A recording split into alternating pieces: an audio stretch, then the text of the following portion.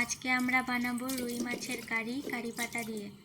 মাছগুলো প্রথমে ধুয়ে জল ঝারিয়ে নিলাম, এরপর নুন হলুদ মাখিয়ে নিলাম।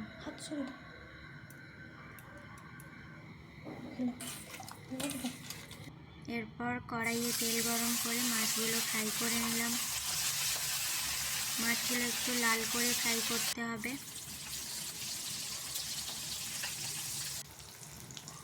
আমাদের মাছ ফ্রাই করা হয়ে গেছে, তুলে নিলাম।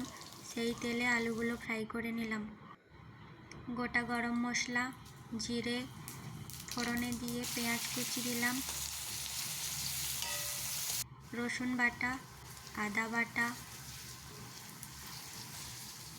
টমেটো কুচি, লঙ্কা গুঁড়ো, হলুদ গুঁড়ো, জিরে গুঁড়ো, ধনে গুঁড়ো দিয়ে মশলাটা ভালো করে কষিয়ে নিলাম। কারি পাতা, পরিমাণ মতো লবণ দিয়ে মশলাটা কষিয়ে এবার জল দিয়ে দিলাম।